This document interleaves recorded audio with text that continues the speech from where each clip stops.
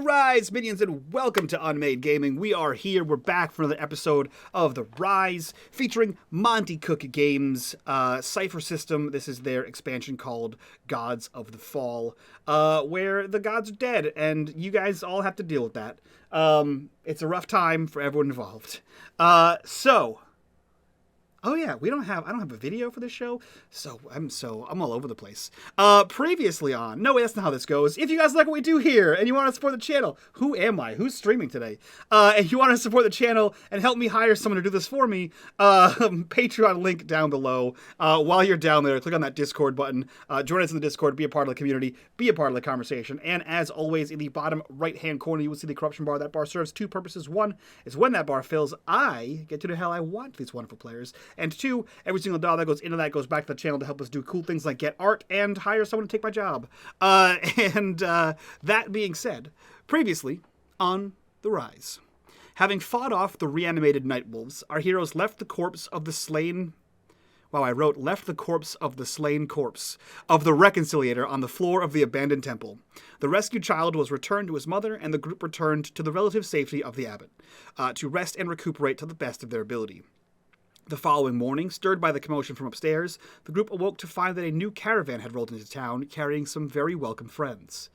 One of those, to include a fairly well-armored, tall woman named Wexy Jund, who now stands at the entrance to the safe house room with her mouth slightly agape as Mina stands in front of her, Nimbus blazing in the darkness of the room for all to bear witness to.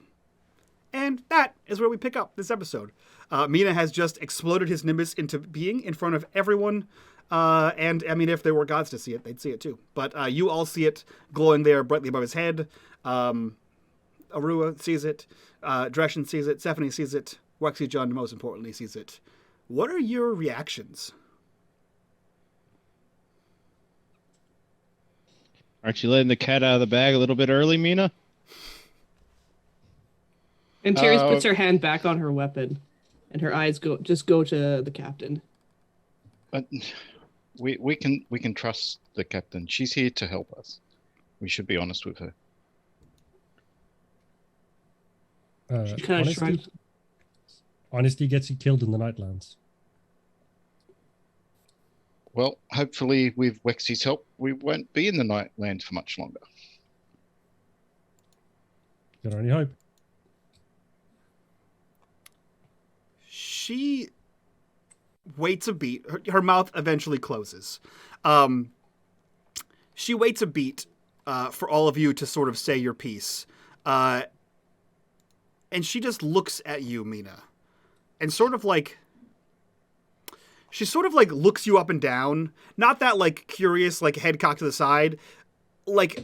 She's assessing you for threats. She's assessing you in the way that you would assess an adversary.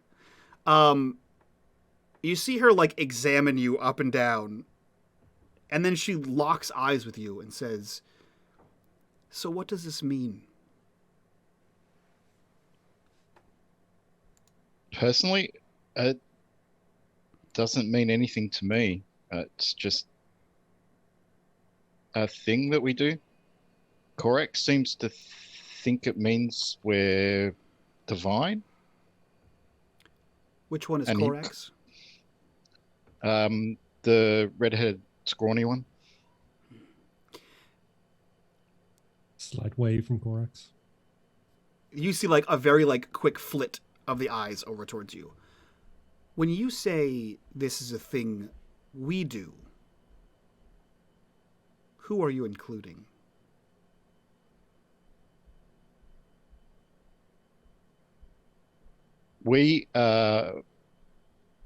He'll kind of look over at the others, waiting for them to offer the information.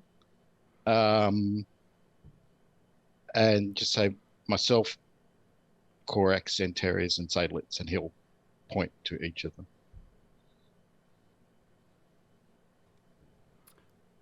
You can hear, Mina, the skin against leather as she tightens the grip on the spear, and then she looks around you, just over your shoulder, through your ear, and she says, "Is this true? And you can see her eyes go from one to the next, to Korax, to Seydlitz, to Antares. I think Antares is just her. She's looking back at us, and Antares is just dead gazing back at her. Like, Antares noticed that hand flex on her spear, and her own hand flexes on the hilt of her sword. And she's regretting now, internally, she's cursing that she had resheathed it. Korax, Seydlitz, what do you two do when she asks this? Seydlitz is going to is she standing in the entryway? She is. Yeah, she is blocking your exit. He's going to walk up to her with the phrase, "Truth is stranger than fiction. Do you mind if I go upstairs?" Will you be joining our caravan? My brother is its leader. My brother-in-law. Ah. And she doesn't get out of, she doesn't, leave the doorway, but she does step to the side with just enough room for you to pass by her. Thank you. And he walks upstairs. As soon as you get, 2 steps up the stairs, she slides back in to where she was, and she looks to Korax. Korax just smiles and says nothing.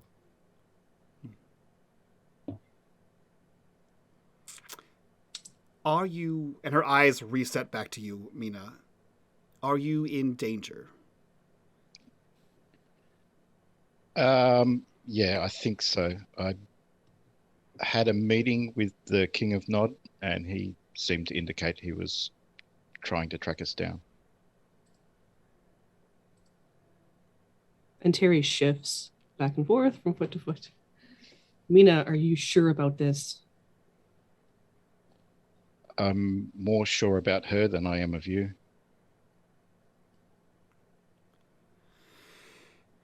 She just shrugged a little bit. Anyone else? Is this going to be a problem? You seem uneasy. It is one thing to request an escort to Samora.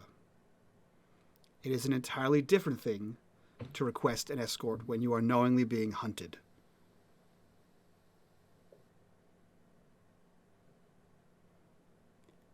As a caravan guard, I'd like to know what I'm up against. If we're going to be waylaid in the mountains, I'd like to know ahead of time. Is there anyone other than, and her eyes close for a second and then reopen, the moon hunting you down?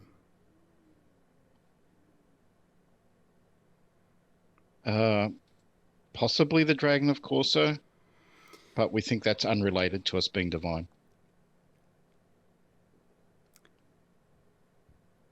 Anyone else, Mina?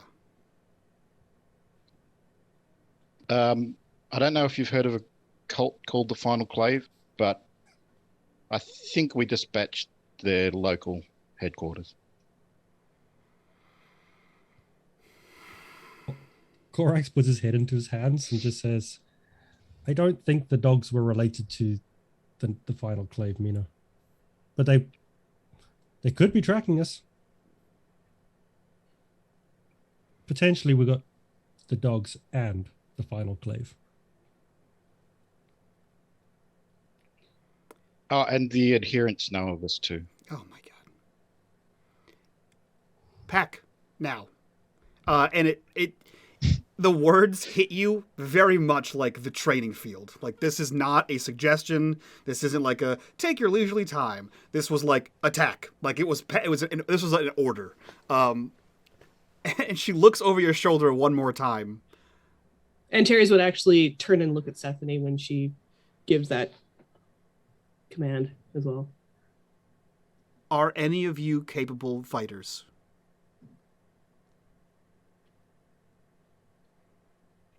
Not him. Korax. And she points at Korax. Korax is just shaking his head. Then I suggest you keep ready. And she looks to Antares. She looks. Her eyes reset back to Mina one more time, and there's just a grimace in her face, and she reaches out with her free hand and sort of places it on your shoulder, and like there's not a hard squeeze, but it's like there's a light pressure there, and her face absolutely reads, "What did you get me into?" And she says a little bit softer, "Pack, quickly." And she turns to head up, or she starts to turn to head up the stairs, unless you stop her. No, Mina just, without a word, just grabs everything. Yeah. She does not take the same care to leave this secret As house. she gets to the landing, she sees Seydlitz sitting there leaning against the wall. He was just sitting there listening. She stops just so you say, "Are you a capable fighter as well?" I'm a hunter by trade, so... But to be honest with you, this lot gets in a lot more trouble than you would think. It's been pretty trying. You'd be surprised at the trouble I can assume that Mina gets into. If you are a I capable wish fighter... I had known. If you are capable with the bow, then I suggest you keep it at the ready as well.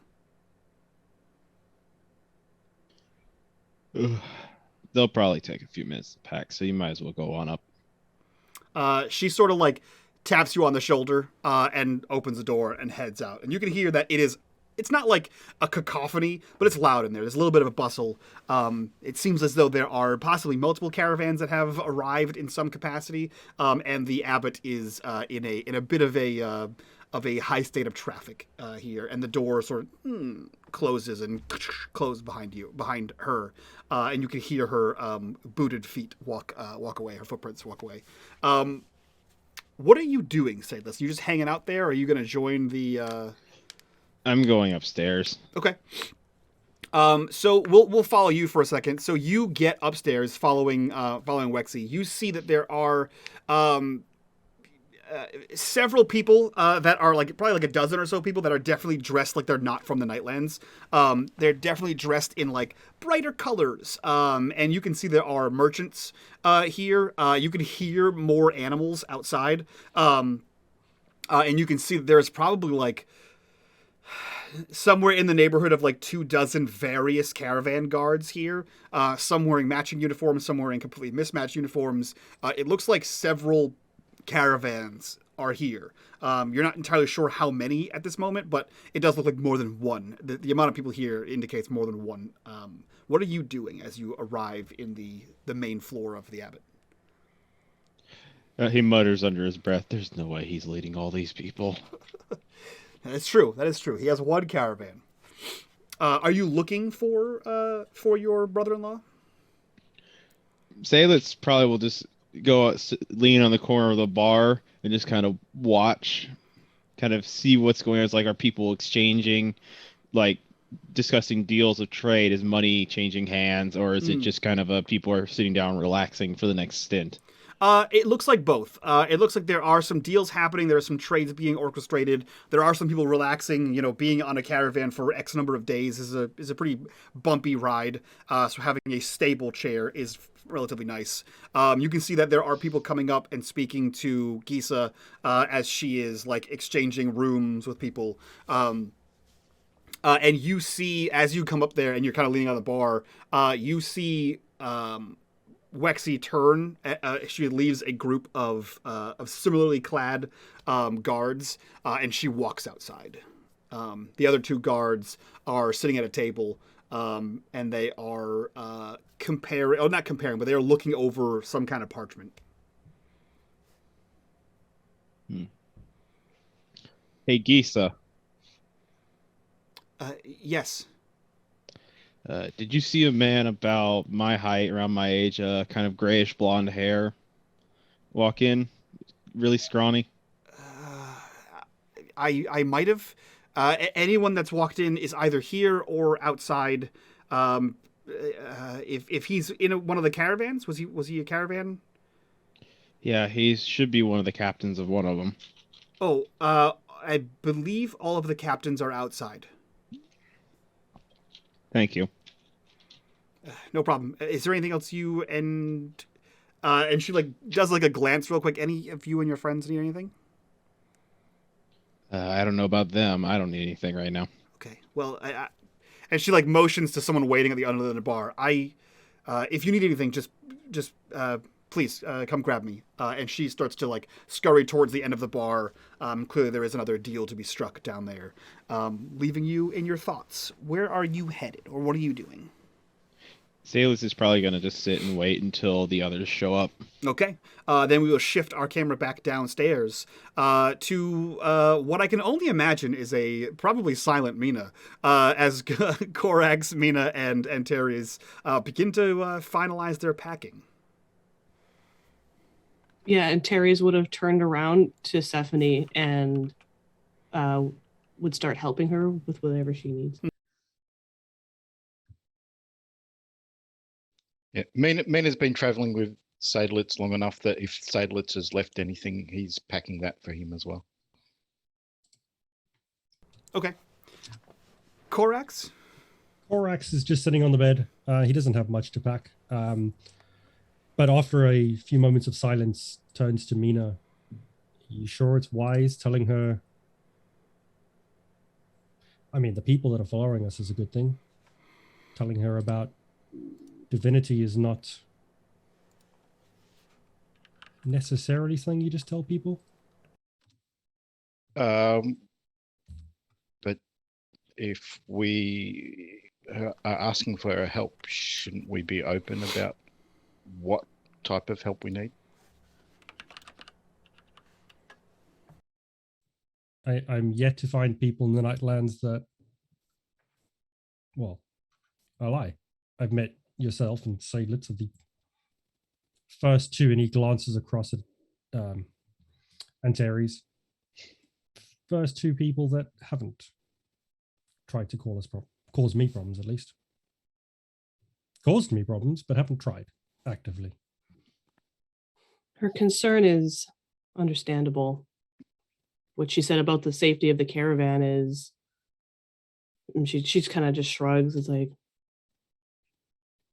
I would have been more concerned if she was more flippant about it. I mean, now she knows the dangers we're in, and I guess the danger she's in now for just knowing us. So, it's better for her to be prepared. I trust her to get us out of this more than I trust myself. Well, she's clearly capable. Well, she dresses the part at least. Oh, no, she's very capable. She's probably the most capable guard captain I know. Well, as long as she's going to get Stephanie and Arua to safety, and Dresden might as well at the same time. As long as she can get the two of them to safety, I'm happy. And if she gets me out of the Nightlands, even better. That's the plan, and she can perform that better, knowing what she's up against. I would also maybe recommend not mentioning the child to her.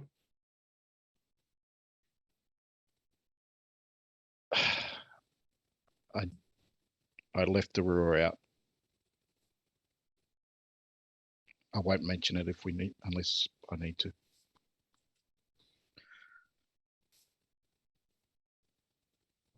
And she's gonna. Stephanie doesn't have a lot of stuff, just like the rest of us. And Teres actually starts what looks to be like cleaning the safe house a little bit.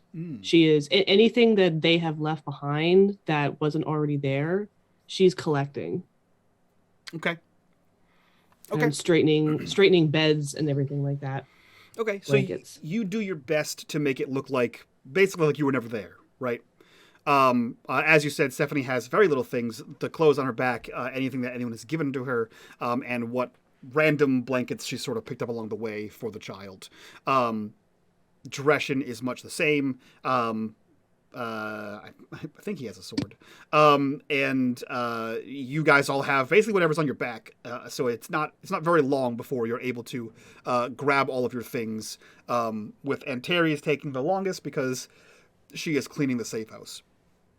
Once you are ready to go, what are you guys doing? Are you all headed up the stairs together? Do you have a plan to leave? What's your goal? As soon as Mina's got all his gear ready and got Seydlitz's gear as well, he heads straight upstairs to find Wexy and Seydlitz. Okay. So you are probably the first person to head up the stairs. You get up there. You see that Seydlitz is leaning on the bar, kind of observing the room. You see that there are 2 guards to the left that look like Wexy. You can tell they have their own uniform kind of thing. And there are multiple guards of different caravans here. And there's a bunch of noise and some additional noise outside. You get up there. Korax, Antares, what are you two doing? Antares would be the last one to leave. Okay. Yeah, Korax would be pottering around towards the end just to make sure that Antares is going to follow. And after Stephanie and Arua, he'd follow up. Yeah, she would. She's like blowing out the candles and stuff like that, and she kind of pauses. And while she's been cleaning and doing all this stuff, she like takes a moment to she pauses in like a in front of a mirror, and like her eyes just kind of look up to like the blank space above her head. And I'll be with you in just a moment. Okay. And she starts fiddling with things on like the table that's there. Okay. With that kind of notice, that's when Stephanie and Dreshen all head up. Korax, you get the I'll be there in a second. You follow up as well. You see the same thing that Mina saw, and we will stay on Antares. You are alone. You hear the door click above you, indicating that, at a minimum, the door has been closed. Yeah, she reaches and finds some parchment and a quill, and she actually starts writing a little letter. Mm. And then when she's done writing it, she folds it up and puts it in one of the other chests. Okay. In the false bottom that's in there. What does it say?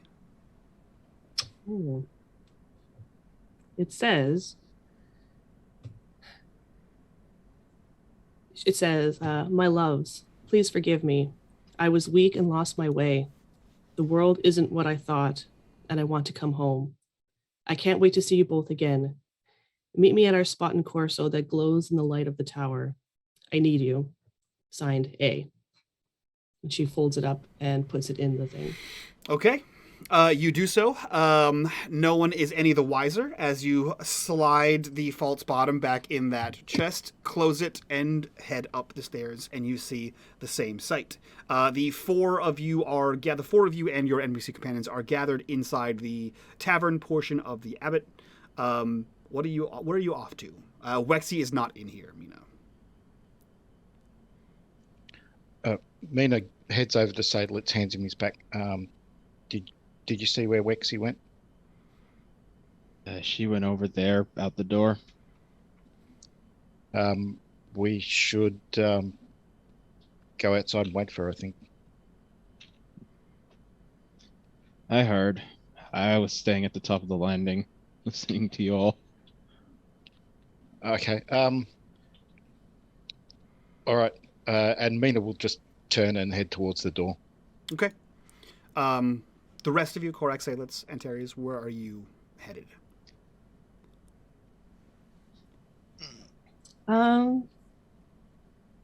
Yeah, I guess she would just help Stephanie, I guess, because Mina has wandered off.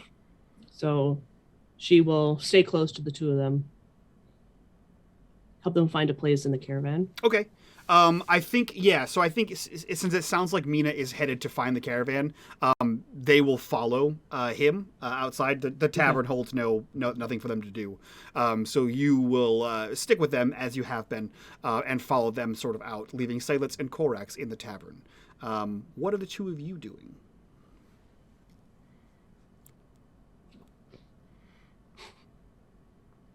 You ever get the feeling something's about to go horribly, horribly wrong? Every day since we met in Corso, I mean, more so than usual. it can get worse. It can always get worse.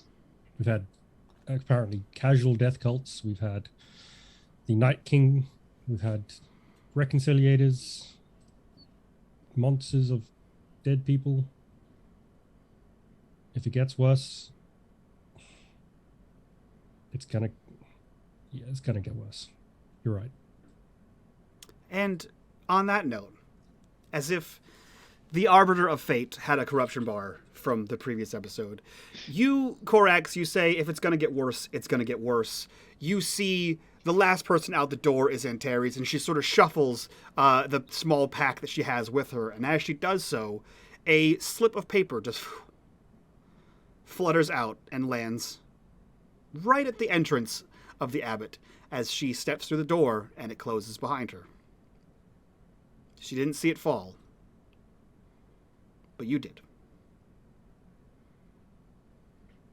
Borax would, as stealthily as he can, snatch it up, tuck it into one of his pockets, and just walk out. Okay. Seydlitz would probably just watch him pick it up and not mind. Yeah, I was going to say, Seydlitz has probably seen Korax do a number of weird things, and Seydlitz doesn't seem to care about most things that happens, unless it involves danger. You pick this up, Korax, and immediately, this is...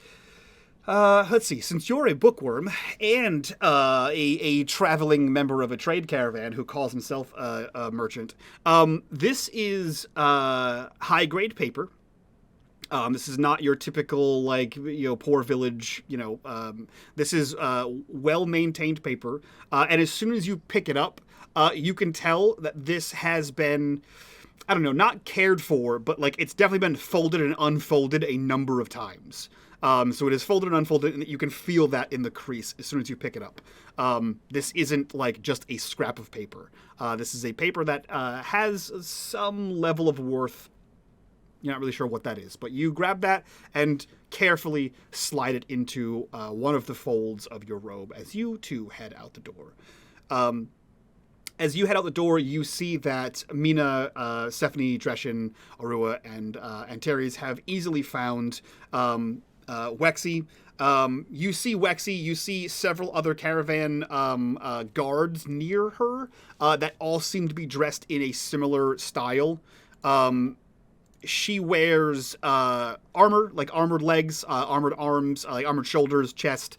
She wears a red, sash kind of thing around her waist that sort of drapes off to one side. And everyone around her, it looks like guards, has the similar red sash and similar style-ish of armor. Not all of them have the same kind of weapons. And you see that you would be... Yeah, I mean, I guess they're fairly common everywhere. You see that there are two Sleens with them as well. And Sleens are humanoid snake people. They look like people that have snake heads. So you see two Sleens are in this party as well. And you see that they are gathered around a...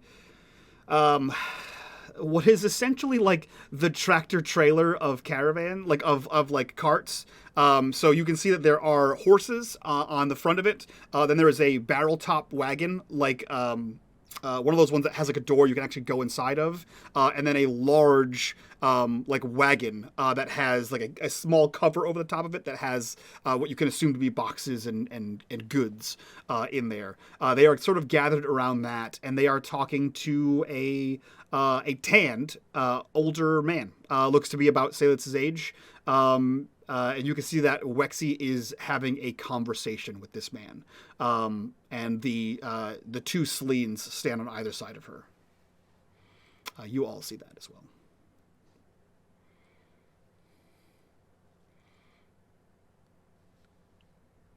Mina will just head over to where they are, but stand a respectful distance away. Okay.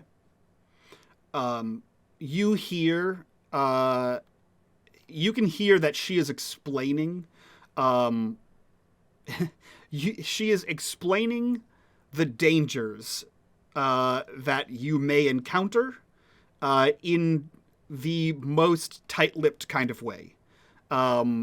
She is framing it in the fact that her intel provides that there may be X, Y, and Z, adversaries between here and Samora.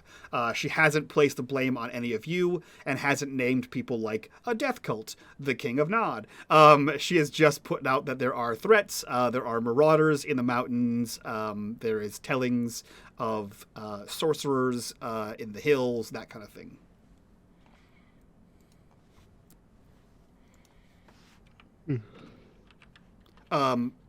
Yeah, you Friend all has a funny way of telling things, Mina.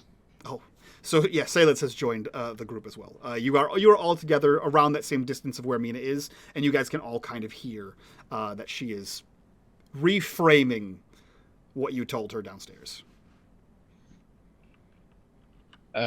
Sometimes only passes on mission critical information.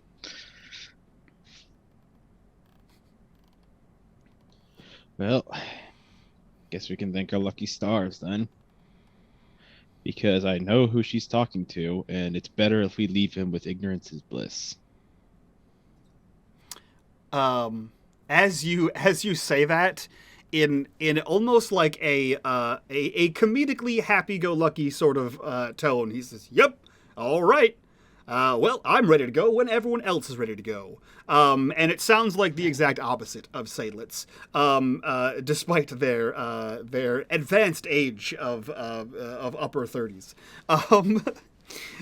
He sort of reaches out and shakes Wexy's hand, which looks like the way a child shakes an adult hand. It is very much like a loose sort of handshake compared to her very stiff and formal handshake. And he says, "Well, I will be in my cabin, and I heard that there is a child aboard, and she is welcome to stay here as well." And he sort of turns, and you see him kind of like that,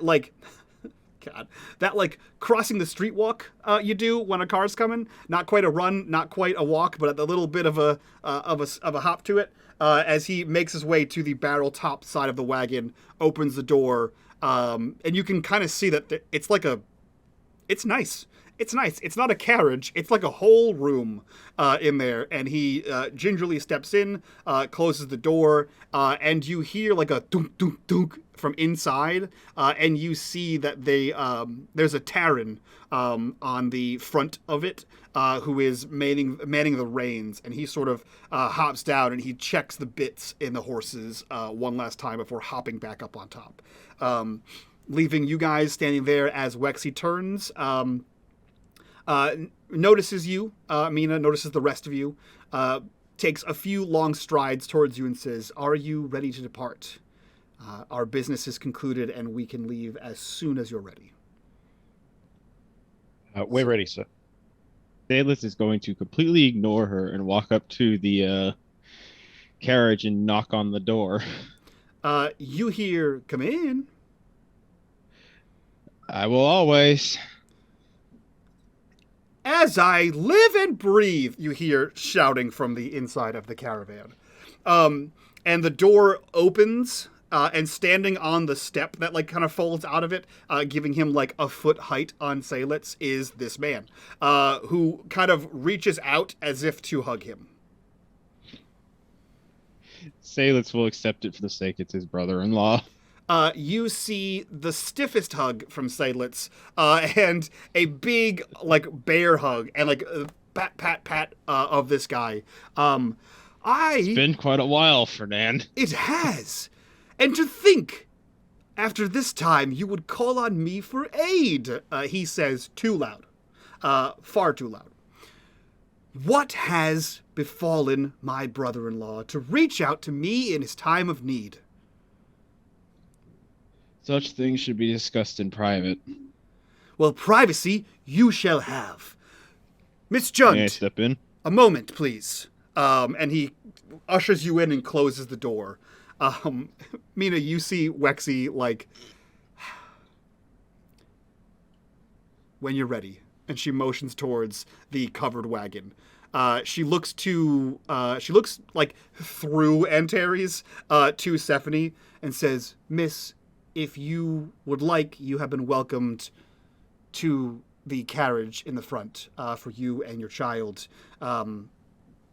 It appears as there is a meeting. However, once that is over, that would be the most comfortable way to ride from here to Samora."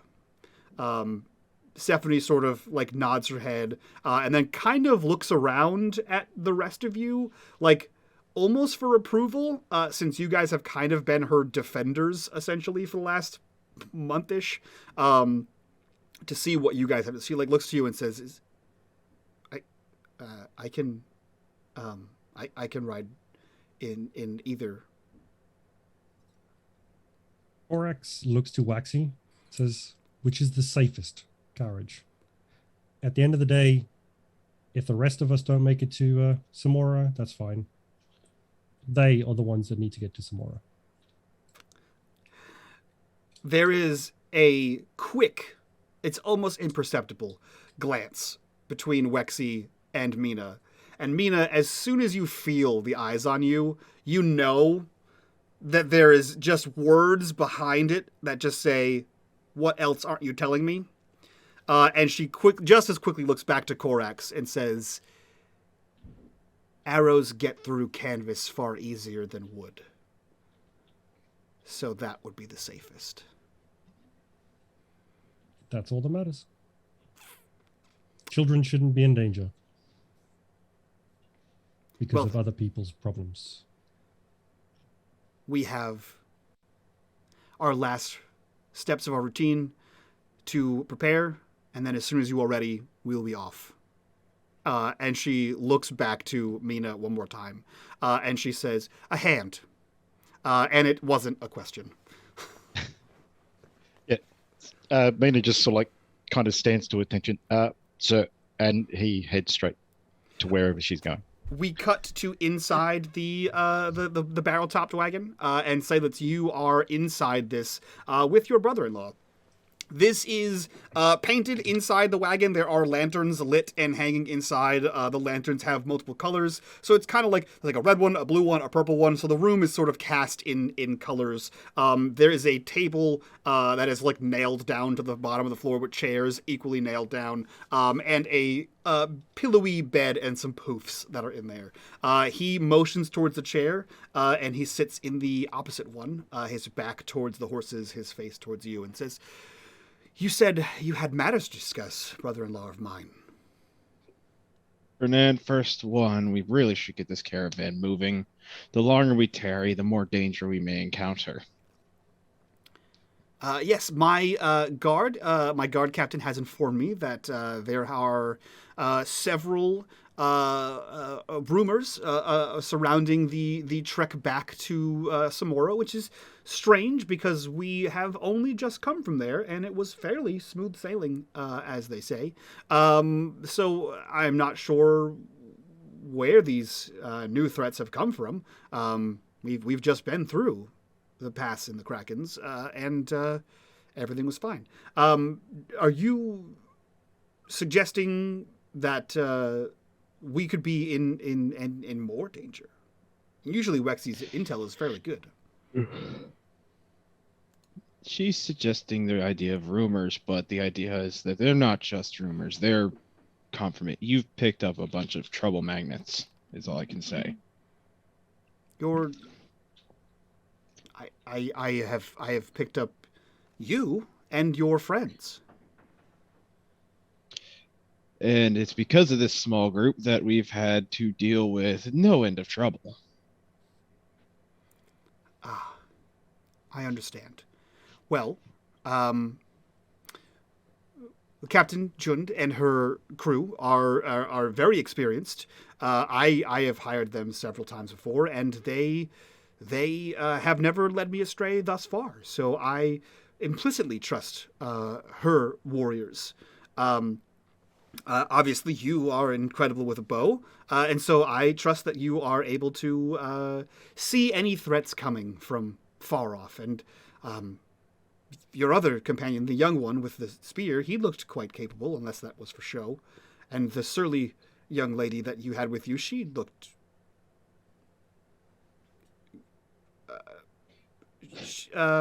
Two of the three of them are capable fighters. The red-haired one, he can't fight, and he's a worse merchant. Well, that sounds like the biggest threat to me is another merchant on my caravan. However, if he is as terrible as you say, then I think we'll be just fine. Don't worry, he couldn't do anything. Great. Except for steal books. So if you have books around, keep a tight grasp on them. Duly noted. And you see him get up from the chair, and he walks across the 2 feet to the other side of the wagon. And above the bed, there is a shelf, and he locks it. There's like a cabinet door, and he locks it. I keep all of my books here. And he sits back down in the chair. Now, was this all you needed? Your letter was fairly vague. Is everything okay? Are you in danger? How much do you want to know? Because in this moment, the less you know, the safer you'll be. And I have to ask this because I have to say this for the sake of my sister. Is any of this trouble you have found yourself in going to come back to Selena and I? More than likely, it will find its way to Samora. I don't know if it'll come to you. It will come to you two or my niece and nephew. I will pray that it doesn't, and if it does, I will be there to do my damnedest to keep it from happening. Hopefully. There's a long pause, and Fernand looks to you and says, Seydlitz, if you have turned to prayer, then I have concern. Seydlitz uses this moment to show the Nimbus. Ooh. Oh, criminy. Okay. That was unexpected. Okay.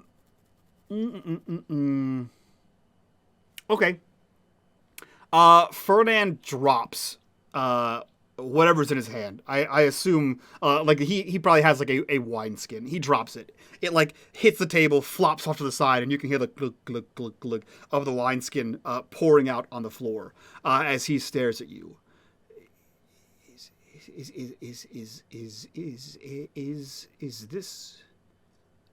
this a trick? Unfortunately, no, it's not. I wish it was myself. How did I have known?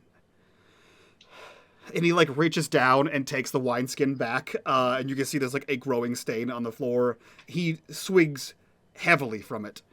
I have known you most of my life. I am married to your sister. Is this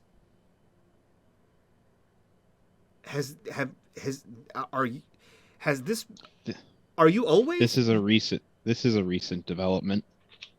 I didn't know about it till like a few weeks ago. What have you been doing?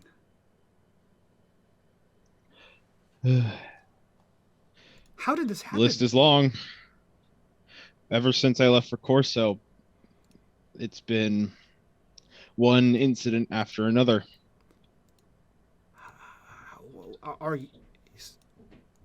Is this why? Is this why there are these new rumors? Is this what Captain Judd meant? Shayla nods. Are we okay? My hope is it's just me. It doesn't catch Selena or Deluc and Amy. Oh my god, I didn't even think it would be hereditary. Oh no, what do I tell them? Do I say, are you, do we, how do we, and do we say you? And what do I say? Do I have to, is this a secret? Can I not? Oh. This is a secret on if which you could spill, it could mean the death of the entire family. And you're bringing this back to Samora. I don't know where else to go. I can't stay in the Nightlands.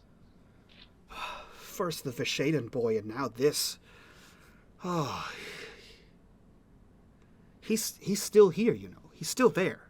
And Seydlitz, you would know as a denizen of Samora that there was a couple years ago.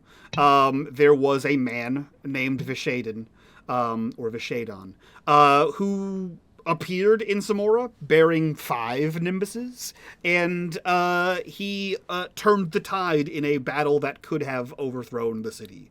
The rest of you, the rest of you would know that there was a battle that in Samora in which the tides were turned, but you might be a little loose on the specifics. Not to add further suspectness. And Terry's, you're aware of Vishaden. Seydlitz, you, like I said, you are aware of this person, and Fernand says he's still there, and now another one. The dragon's eye will turn to the city. All I can tell from all this is this just means there's more trouble to come. Something big must be brewing, and unfortunately it seems I've caught myself in the middle of it. Oh man. I will get us back to Samora safely, but you have to speak to your sister. We have to either... where would we even go? We'd have to figure... If Samora is no longer safe, then where is? Speaking of family, how are they? I haven't seen them in a while. They are fine.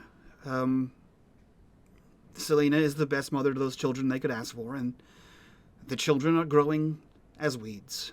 Deluc is opinionated, and Amy is as much a spring blossom as she was when you left. You'll see. We'll get there safely, and you can see them for yourself. Let's make sure that we do then. Wow. And he caps the wineskin. I have offered my caravan to the woman and child. So I will be staying with the rest of you. Do they know? Are they aware of what you are? Seydlitz hides the Nimbus away on the sense that this meeting is about to conclude. They know. Okay. Okay. Well. And you can see that there is just shock has just set in, and just pats him on the shoulder with a remark of "Don't worry about it too much. You'll lose sleep."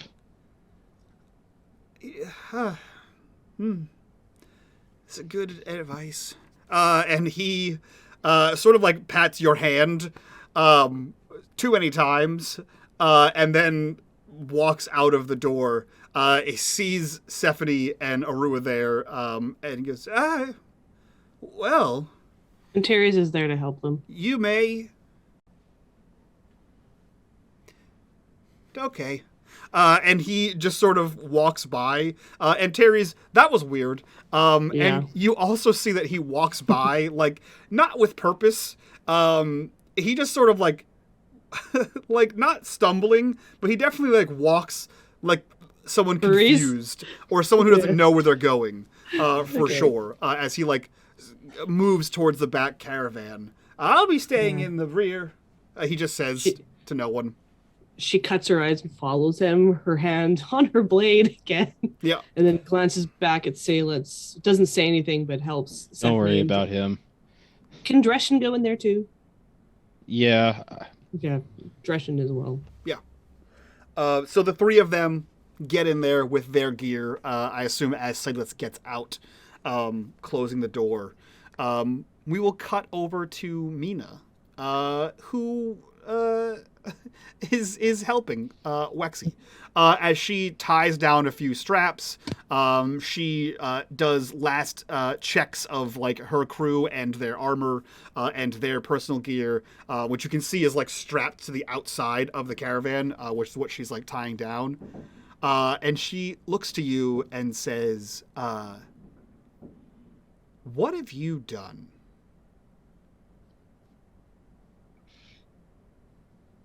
So much. This all began in Corso when we was a group of us were summoned to protect the birth of the child. Do you know this woman? No, her name's Stephanie, Okay. and she has family in Samora. Great. Why did you need to protect the child's birth? Is she a criminal? No, there just seem to be a lot of people trying to kill or stop it. And Dresden said that we were seen in a dream.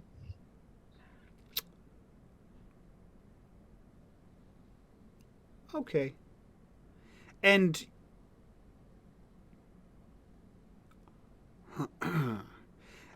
all of them are you and your companions are all Afflicted? yes. Everyone bar the older man and the mother.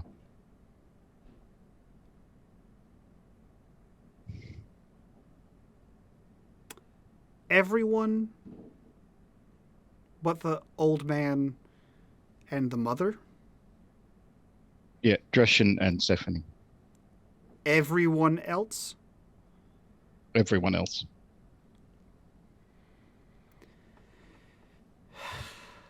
And where are you putting the last one when you get to Samora?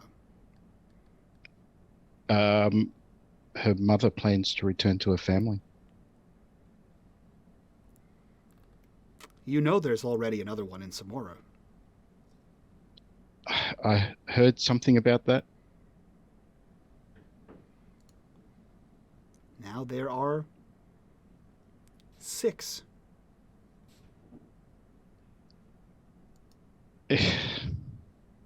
At least. There might be others we don't know about. That wasn't helpful. The dragon's eye will turn to the city. You know that, right? Especially if she's aware of you. Yes, we probably need to let LTN know.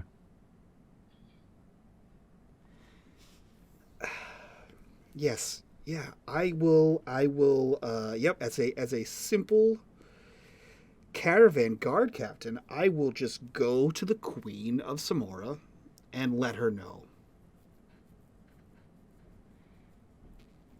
If anyone could, it would be you. Oh, don't sweet talk me, Mina. A little more than I need help in a letter would have been great. Would have been great. Now, this, I would have come, but this is a bit. I mean, admittedly, if I put this in a letter, that could have been more dangerous than not putting it in the letter.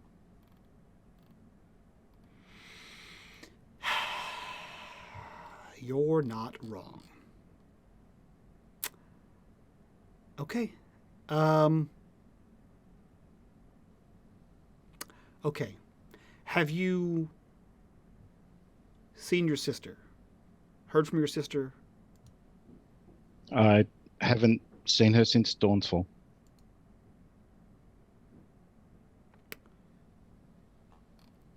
She came through Samora. Is she okay? She was when I last saw her. She was looking for you. I told her not to come after me, to stay in Dawnfall. She didn't seem happy. She's generally not happy. She didn't seem happy and looking for you. She seemed very irritated in her search for you.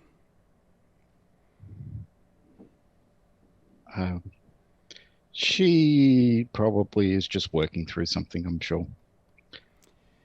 I can't think of what I would have done to annoy her recently.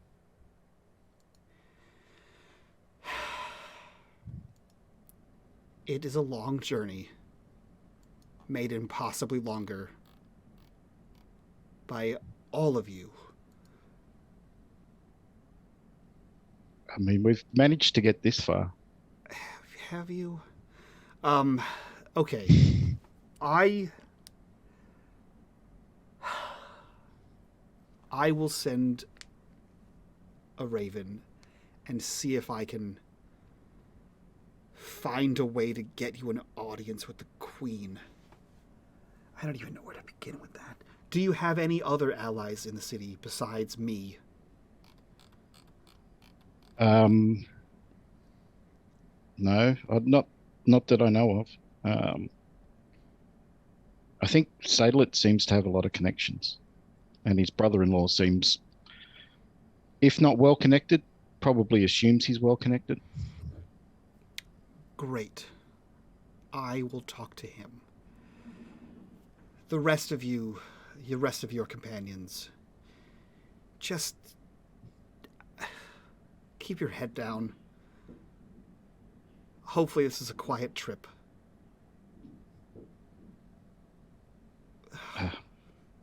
I'm sure it will be. And if you have any strange dreams or visions or whoever, just, keep them to yourself until we get to Samora. Can do. She, turns to you and, grabs your shoulder again.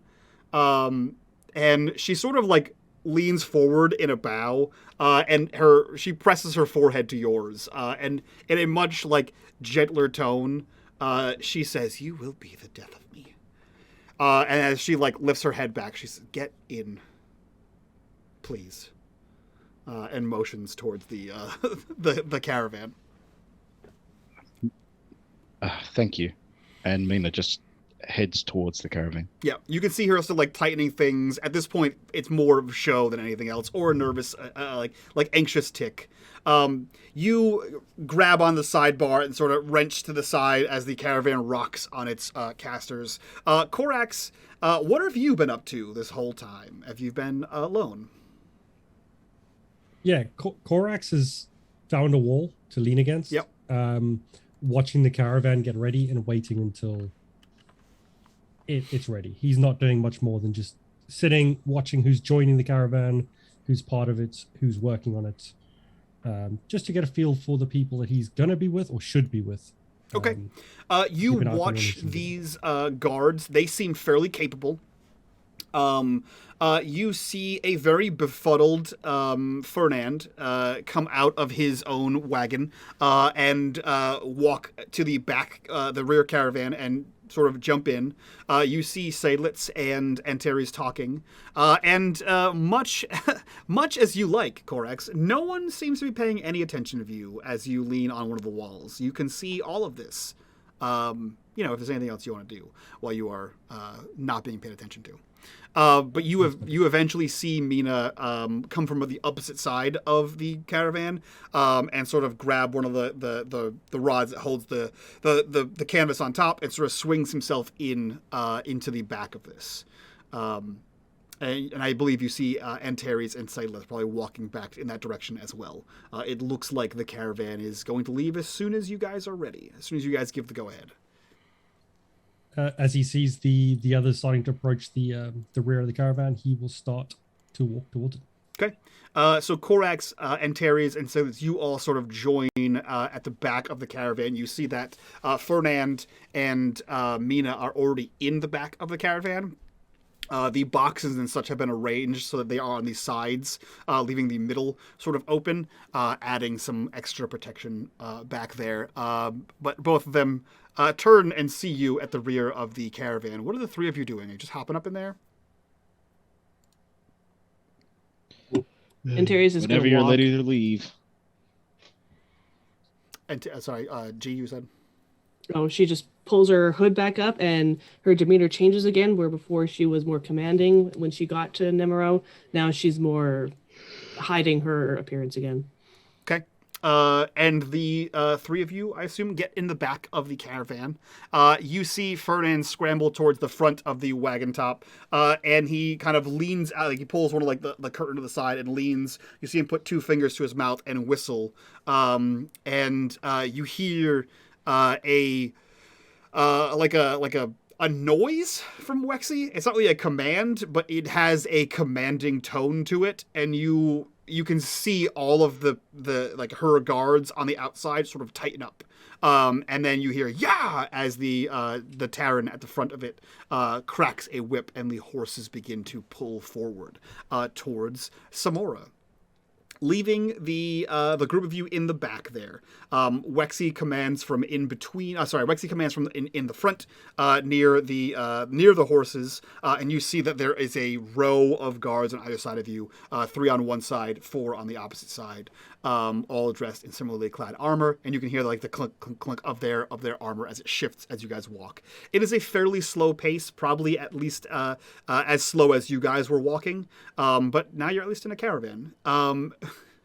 You notice that Fernand keeps looking at all of you, but like in the cute girl in class kind of way, where he's like,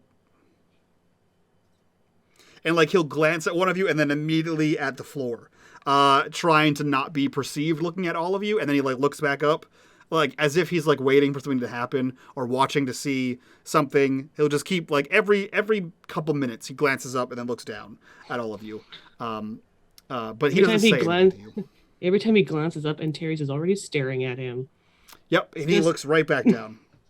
And you see him like fumble with something. He like opens a chest there and just pulls out a book. You notice that it's a ledger. There's nothing in it yet. And he is trying to look like he's not staring at all of you. Meanwhile, what are all of you doing as you sit here in the back of this caravan alone for several days' journey? Korax is going to take an opportunity whilst sitting in the back to read the books he either has or can find whilst riding in the back of the caravan, and find an opportunity to sneak the note that he found into one of his books to read that. Okay. Since it was a corruption bar, you do that. I'll even say that when you have books all over you, because that's your armor basically. You when you tucked it away, you tucked it into one of the books. So when you open this, you can kind of lean back on the side of the caravan, and as you fold open the pages of the book, you see that the letter is there, ready for you. And let me see here, because we have the technology. I will go ahead and share the letter with you, and I will read it for everyone, just so they can have a reminder. It reads, "Dearest sister, we understand why you did what you did, and that you are confused. Mother isn't upset with you. Come home. R."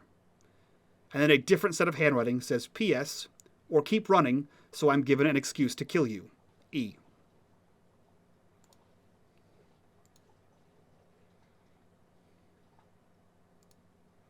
That's all it says.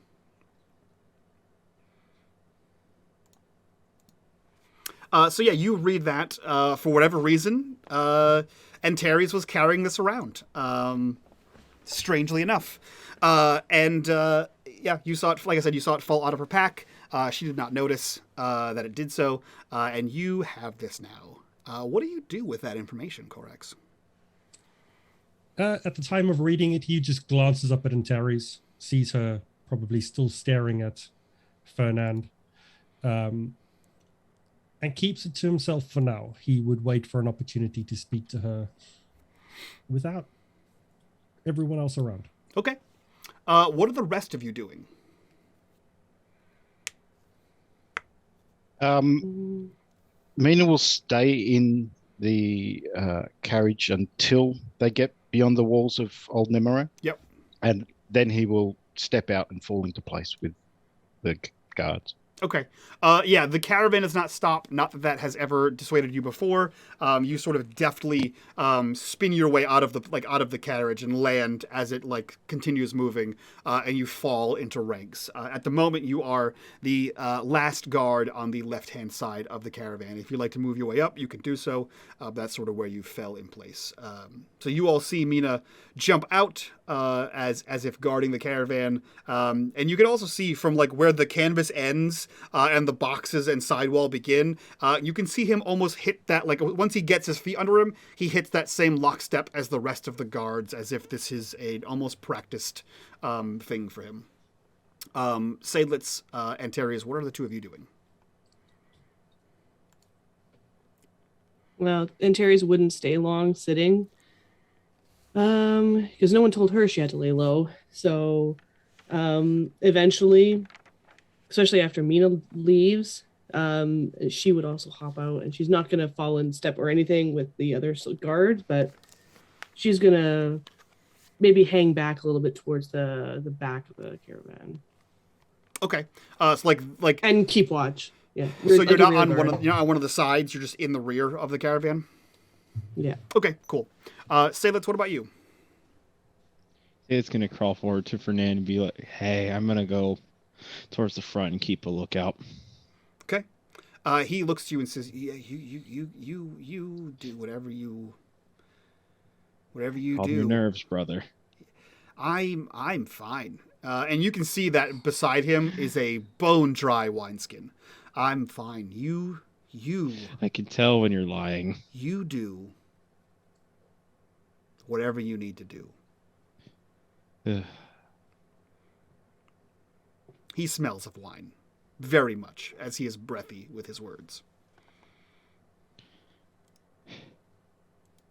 As Seydlitz walks out, he's just thinking to himself, well, hopefully he just passes out soon. He watches you leave, and then that he doesn't know he's drunk yet thing. He watches you leave, and then he looks over at Corax for too long, and then Corax, you can feel him just looking at you.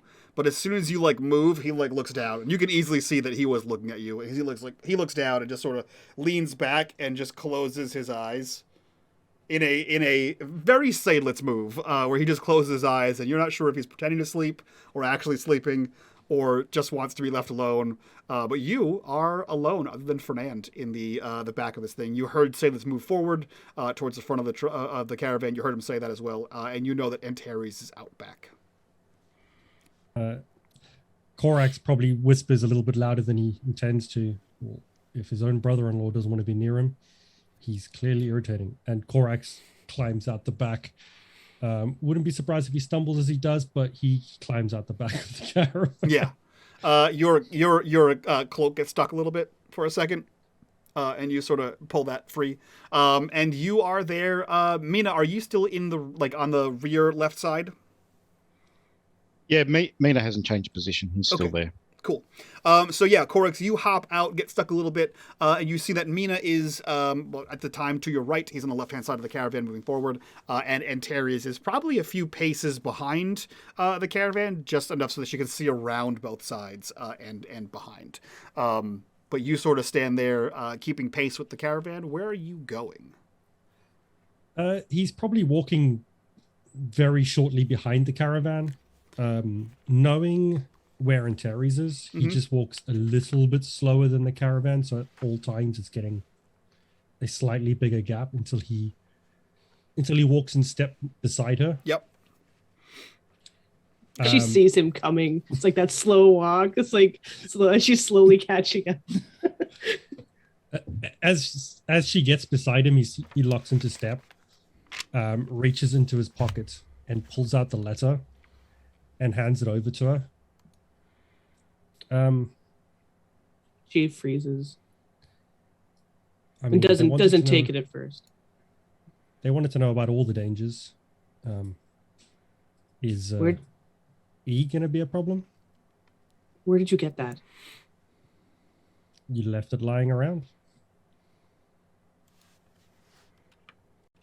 She slowly reaches up with her non-sword hand and takes it and puts it back in her pocket. We all have troubles we're running from. Are these troubles that you need help with? Or are these troubles that are just going to get us all killed?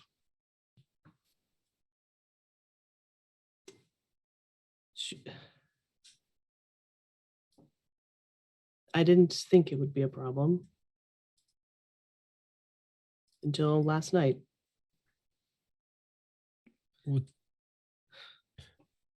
Was that before or after Mina told you that he doesn't care about your secrets as long as they don't endanger Stephanie or Arua? She grins kind of darkly. It's not a happy grin. After.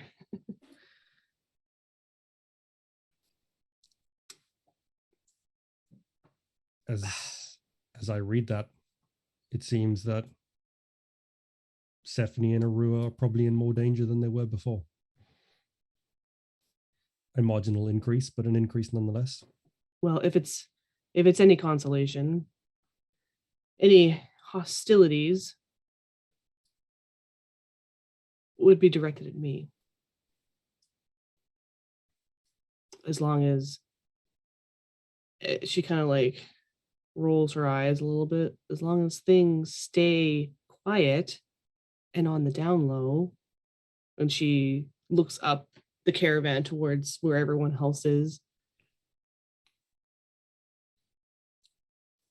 As she says that, Corex looks at Mina. Just stares at Mina as she says, stays on the down low. You notice that Fernand guy acting weird. Not that I know him well enough to gauge his behavior, but he's been eyeing us this whole time.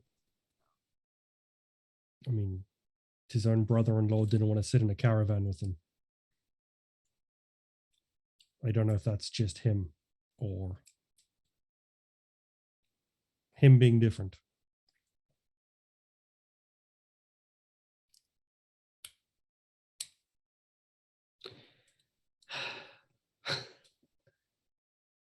Well, I honestly don't know what kind of issues this, and she taps her chest where the letter is. I took some steps to mask our presence in Old Nemero before we left. And I did leave a letter, hoping to throw them off the trail. Of myself, I mean.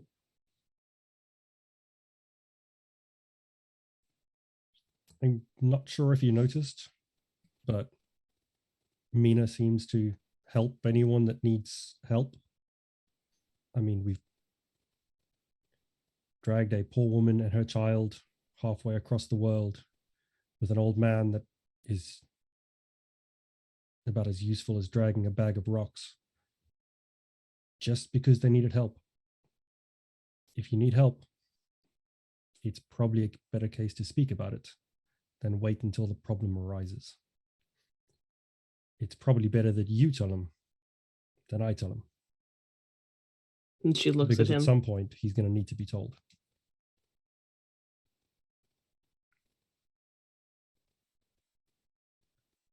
The problem with telling Mina is that once Mina knows, everybody knows, apparently.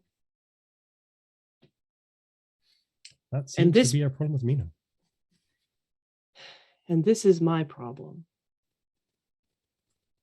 not anyone else's. It's our problem when they're standing in front of us with swords in hand.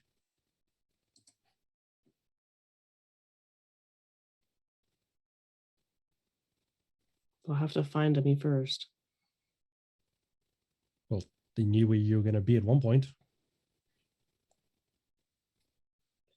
True. Though I don't know how long that's been waiting for me. It's been almost 6 months since I've seen them. I mean, it's fancy paper. The people who wrote that are clearly capable of spending some money to find you. And we're not exactly quiet, if you haven't noticed. Yeah, I noticed. Just why I'm glad this caravan left as quickly as it did. The poor town needed a caravan. It would have been better if it stayed there for a few days.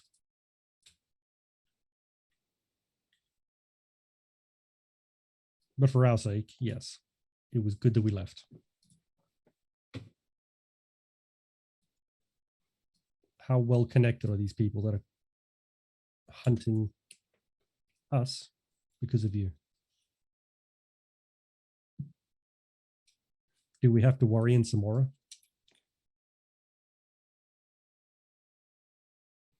Does their reach extend past the night?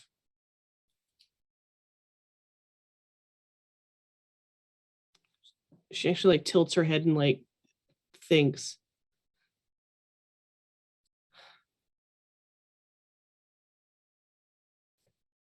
There's nothing stopping them, if that's what you're wondering. Though we've never been outside the Nightlands before, including myself. We've never seen the sun. Korak stares at Antares as she says that. The sun is great. And he looks up. It's better than this darkness. It may take some time to adjust, but it's definitely better than being in here. That's the impression I'm getting.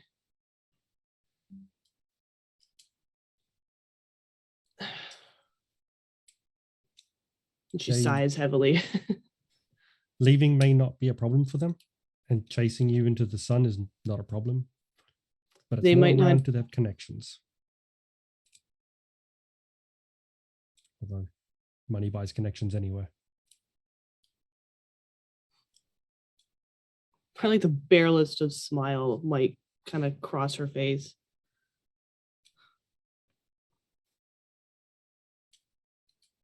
Money is not really an object that stands in their way.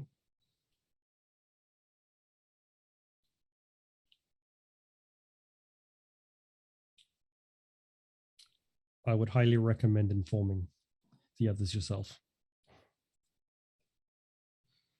At some point within the next couple days, they need to know. I know Mina's going to have to tell his captain, and that's going to cause you some concerns. Keep the details light, and he should be happy with that. People are chasing you for some reason. He doesn't have to know it's family.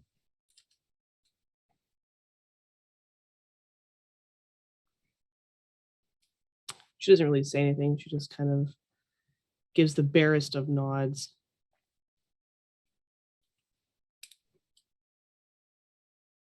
So why did you come to me and not just directly to Mina yourself?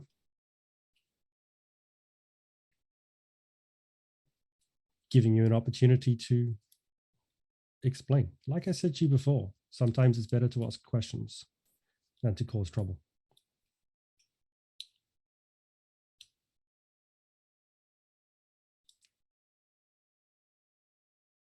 I'll endeavor to remember that.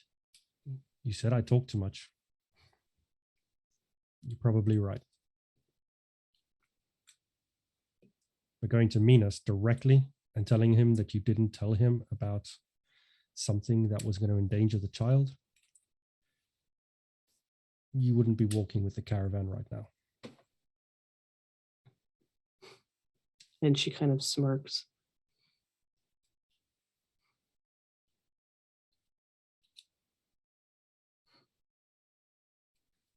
I'll tell him. Korak starts to walk a little bit faster to start getting back towards the caravan, and he looks back and says, "Tell him that the letter came from the bar last night." And he just takes pace towards the caravan. Okay. Are you intending to get back inside? He's intending to get back to it and peer over the back to see if Fernand is asleep. And if he is, he'll jump back in. If not, he'll walk just behind the caravan. As far as you can tell, it looks like Fernand is asleep. He'll jump back in. Yeah. Okay. So you pull yourself back up. It is a scramble. You do get back up. Mina, you can't help but notice that Korex awkwardly gets back in to this thing. Perhaps not, it's even when you ride a caravan, it's not often you have to get on or off while it's moving. So he scrambles back into the back of his caravan and sort of settles himself down. And it is quiet again. Mina, Antarius, and Seydlitz, you are all walking around this caravan in various capacities. Seydlitz, you are towards the front of it, essentially opposite Wexy, as you are kind of taking, not point, but like you are towards the front, keeping a lookout, with Antares doing the opposite end, and Mina in lockstep with the rest of Wexy's guards.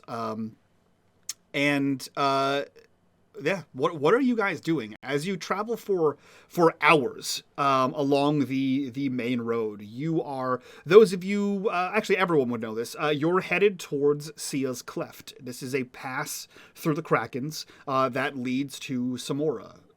You're all aware that Samora is the city that is built on the edge of the Nightlands, one half plunged in darkness, one half bathed in the light of Avi. But the only way to get through there is this one pass. There are small trails that you can get through by foot, but this is the only path sizable enough for caravans.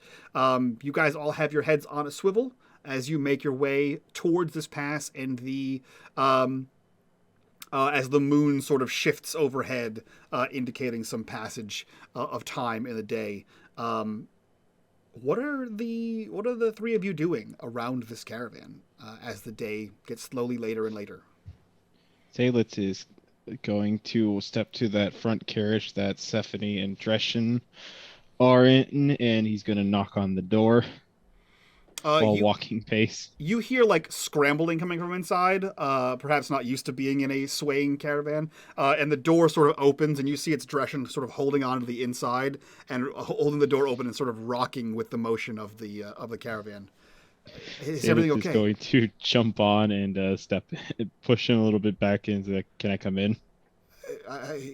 Please. And he sort of swings out of the way as you step in, and the door swings closed loudly, like behind you with the sway of the carriage. Is everything okay? Are we? Is it safe still? It's still safe, though. Probably the most dangerous part of the trek is ahead of us. The pass is the only place we can travel through, so it's a natural choke point. But we should be safe. Should be is the word, though. Yeah. I haven't traveled it myself, but I heard that the pass can be dangerous. Not as dangerous as the other ones, but dangerous enough. Is there anything I can do? I would say just stay here and watch Stephanie and Arua at this point. I can do that. Was there something that you needed? No, I'm just coming to check on how y'all are doing, how you're adjusting. Really? He like looks over, and you see that Stephanie is sort of like laying like in a crescent shape with her arm around like the poof and like a bunch of blankets where the child is in. Stephanie is asleep. And the baby is awake, quietly, like cooing. And he says, I am doing my best to ensure that they each get rest. I will feel much better when we're safely in Samora. the dragon's reach still touches the city, but I heard the queen there keeps a tight grasp on things. We can only hope, but from what I can tell, it looks like we're about to have another impending disaster, since there's already a divine individual in Zamora. Now there's going to be 6 once we get there. 6. Us 5 and the 1. No, I got that. Do you think she will retaliate?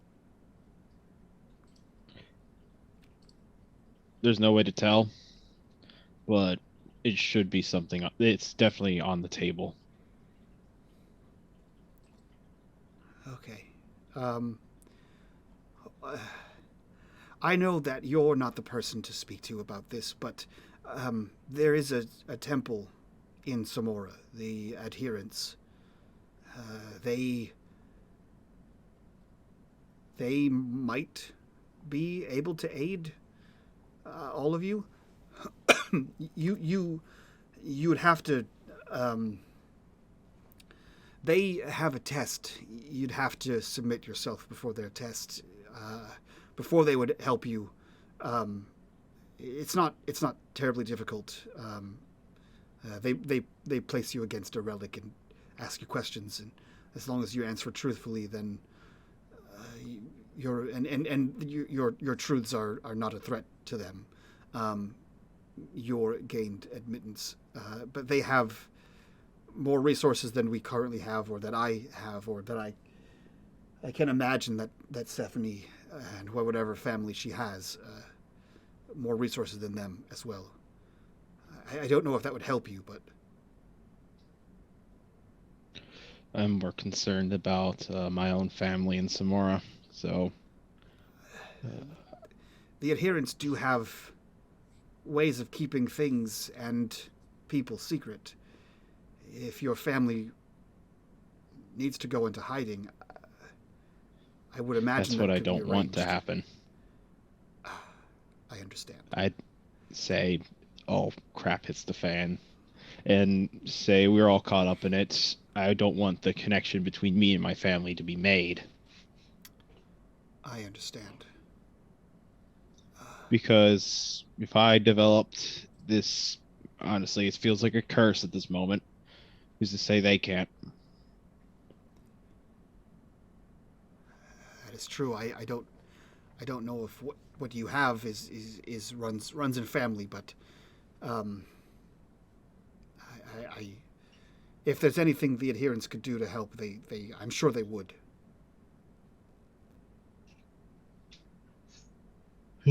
Well, try our best to get some sleep. We've got a few more days ahead of us.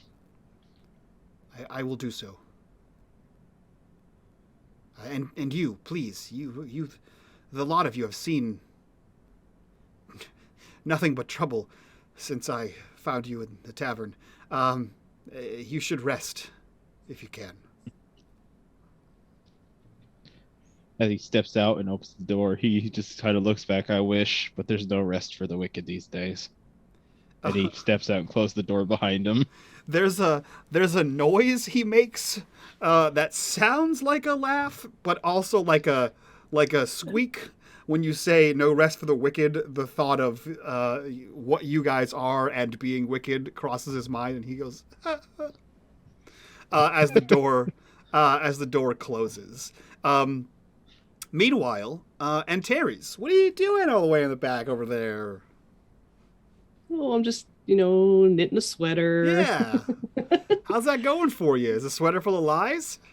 Oh, it sure is. You sure got enough to knit one. Yeah, I do. At any point, does Mina approach the captain again? Throughout the trip? Or at least after, since she has that conversation with Korax.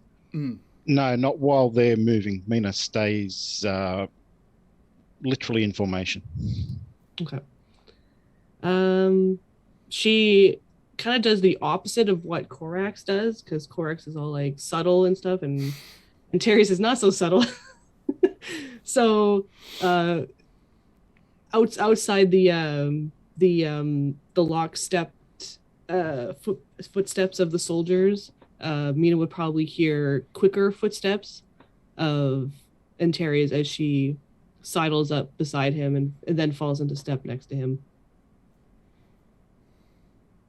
Mina will glance over and just nod, but kind of stay watching the area. Do you have a minute? Sure.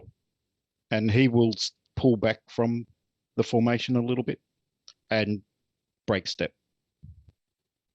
Okay. And she'll slow down with him and let the at least the guards pass, and maybe instead of dropping back, they're more out to the side, so they're not so far Mina away. was the last person on the left-hand side. So Okay. even dropping back to where you were, the whole caravan and all the guards are in front of you. Okay, perfect.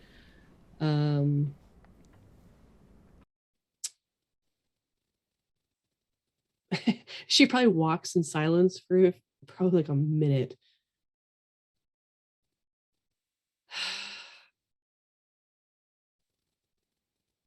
Before we left Old Nemero, a development came across my lap. I meant what I said. Your secrets are your own as long as they don't endanger Arua. I don't expect it to, unless, as long as things stay on the down low. It came to my attention that last night that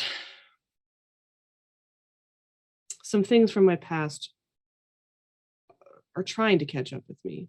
I honestly didn't, the thought of it hadn't crossed my mind until that very moment. I thought as much from your description of how the slavers caught you. It didn't ring true that they just were taking you as a slave. She kind of scoffs a little bit and kind of like a laughter, and that story was accurate. Oh, I don't believe that it wasn't true, but slavers wouldn't go out of their way to keep someone alive who was suffering from infection, not just to sell as a slave. Well, I don't know what their plans for me were, but the Castmanders are, they they invest in slaves. And she kind of motions to herself a little bit. Despite my my my injuries at the time, they knew that if they could bring me back to health, that they could probably get a very good penny for me, one way or another.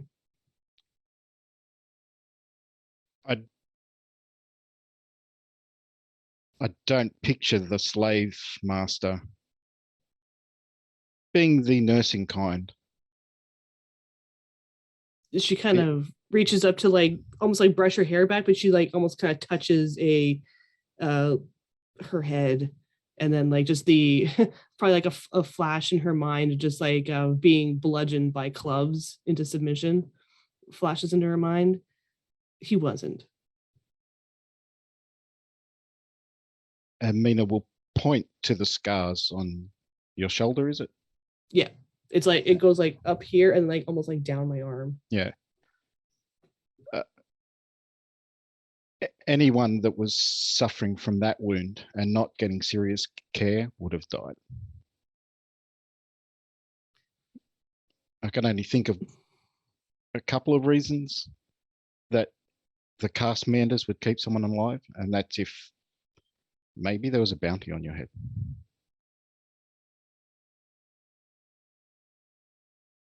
She tilts her head. She tilts her head in genuine thought. I never thought of it that way, but they never alluded to it.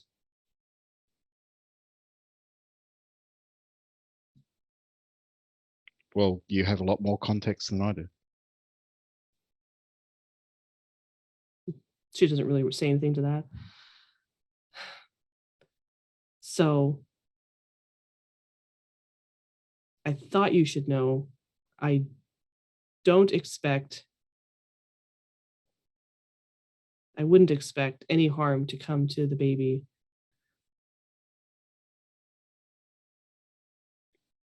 As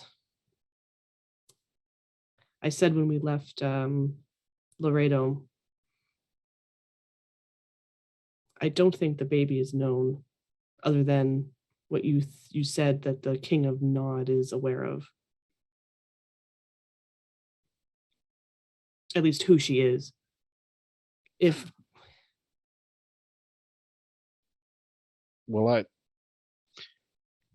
Again, as long as Aru is not in any more danger than she's already in, you can keep whatever secrets you want. But her eyes probably drop for a moment and then look back up. But if your past does catch up with you, I hope that you would take the hit before she does.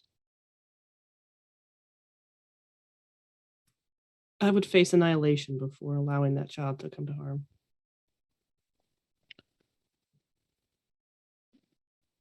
Then we share a goal. She nods.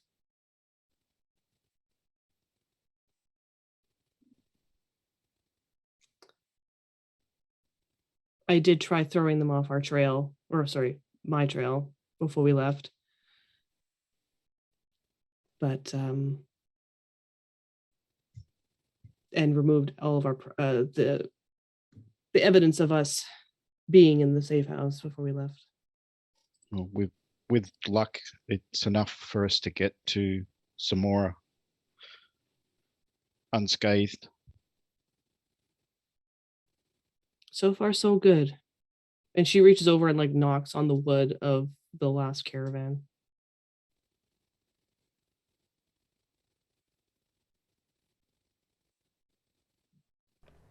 Okay. And she's like, good talk. And then she kind of walks sideways and then walks back further up. Okay. The day passes, leaving Mina with his thoughts to think on whatever the hell that cryptic message was between him and Antares. Seydlitz returns to his post, and Corax continues to be Corax inside the comfort of a wagon, which feels like home to Corax, ironically. As the day progresses into night, you all notice that the caravan is not slowing.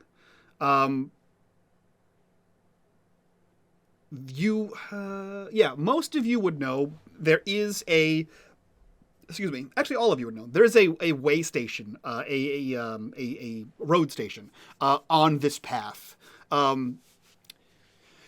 Depending on where you're coming from, it could be a day into the journey.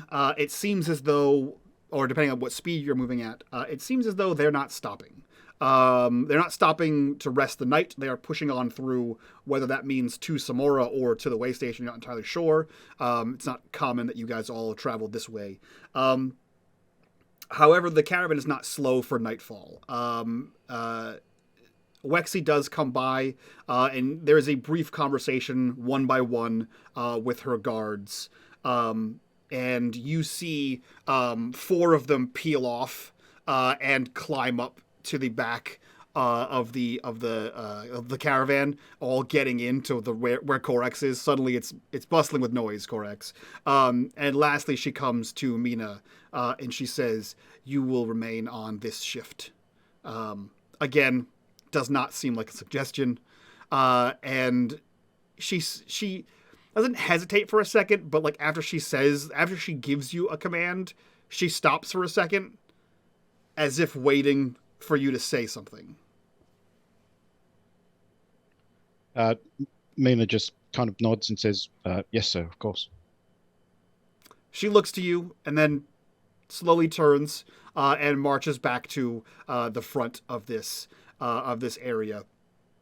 Corax, you see the guards in there all pile in. They immediately doff their gear, prop them on their various weapons, and within minutes they are asleep. You see that Fernand has resumed, or has arisen from his slumped over position, and has resumed, occasionally glancing at all of you, although he has sort of like positioned himself between a box and where you were, and every once in a while he glances towards you, and then back down, and then closes his eyes, and then you'll see like one eye open. And Terry, Seydlitz, you see this as well. You see the guards all sort of fold in. No word from Wexy to either of you as she marches back towards the front of the caravan. And the caravan continues its normal pace as if they are trying to push through. Do the three of you, or do the four of you, do anything?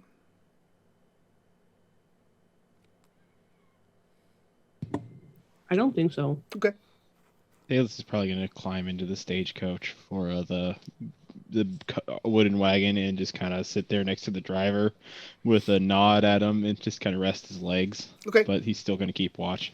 Yeah, you pull up there. As I said, it is a Terran. Terran, they are slightly larger than humans, a little bit more bestial. And he sort of gives you like a grunt as you hop up there.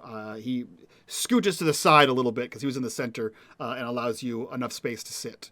Mina, I assume you also stay in your position. Yep. Okay. The caravan continues to roll forward. It starts to hit an incline as it begins to climb through Sia's cleft, as it were. And hours pass upon hours. There is another gathering of noise as the four guards pile back out, resume their positions. Wexy comes back around. The three guards all get off their position, head back around the cart and into the cart. And lastly, she comes to you, Mina, and says, "You are off this shift. Get some rest." Mina nods. Do you have a moment?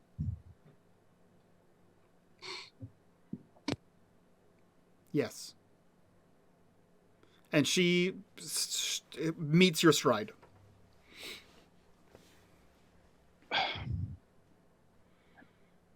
How do you maintain the balance Between what? between protecting people and taking lives?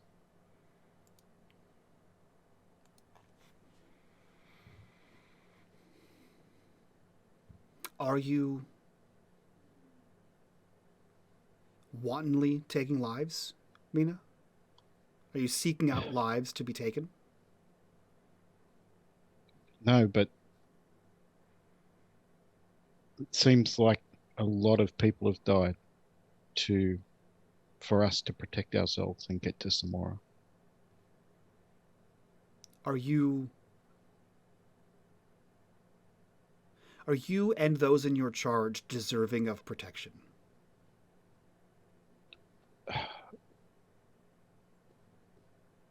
Maybe not me, but definitely them.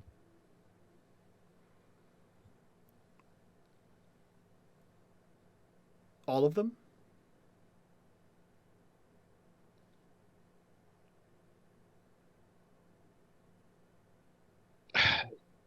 Yes, all of them.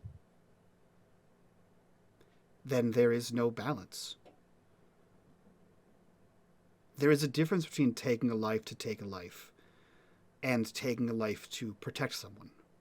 Taking a life to protect someone is protecting someone. Are you concerned that there may have been another option and you chose the easier path?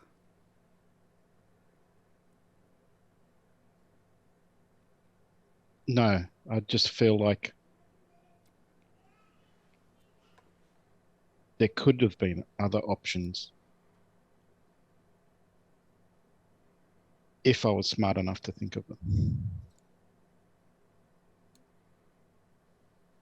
If I was skilled enough to have talked them down rather than fight them to the death. Were you given a chance? I tried when I could. I don't know if I tried enough.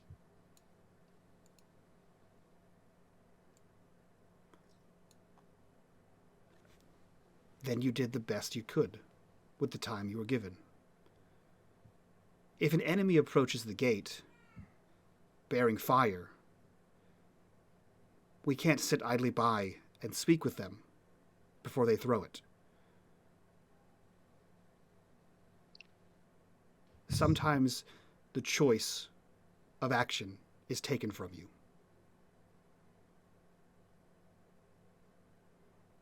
If all battles and wars could be won by simply speaking to one another, then we would have no need for weapons or guards or a military. You're trying to be both sides of an encounter. You can't defend martially and talk them down at the same time. If they give you no charge, then what are you to do but defend yourself?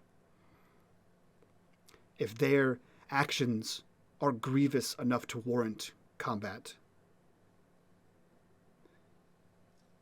then that is what you have delivered to them. Have any of the people that you have been in conflict with been innocent or good or just? No, not that I'm aware of. And had you been given the opportunity to talk them down, would it have stopped them in the moment, or would it have stopped them from continuing whatever treacherous path they were on?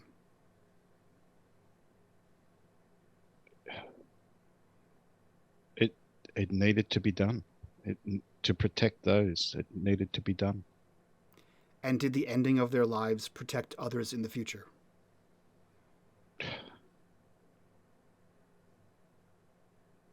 I hope so. Then that hope is what you need to hold on to. You're not a brigand on the roadside attacking for monetary gain or taking lives for the thrill of it. You are protecting those who cannot protect themselves from people who wish to do them harm. And unfortunately, more often than not, will continue to do harm. Even if you stop them, it may only be temporary. And the same weight you bear now for taking those lives will be on your shoulders when you find out that someone that you let go took the life of someone else. There is no balance between those two things. There is just the hope that what you did was right and good and just.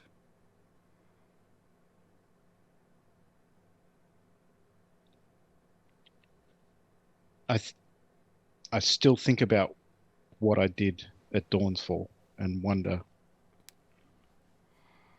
if inaction would have been the best way to protect the people there.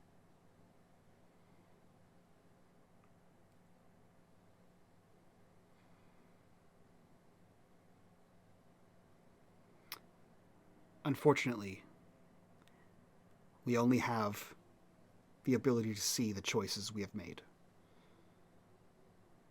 Hindsight can be useful, but don't dwell in the past.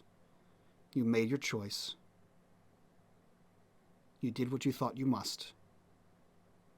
And though you bear those scars, this is the world you live in now. There's nothing you can do to go back there and undo what happened. You just have to accept it.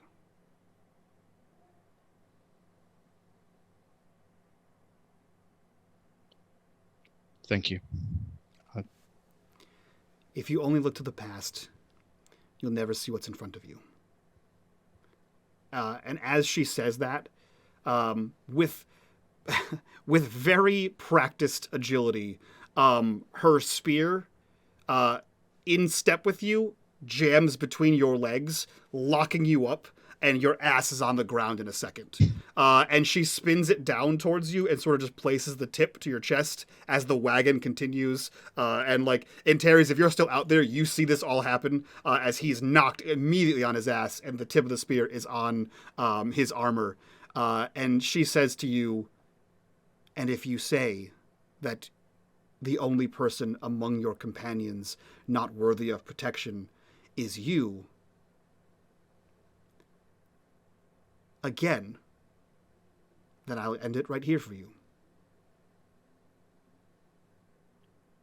Mina puts his hand to the spear point and just says, point taken.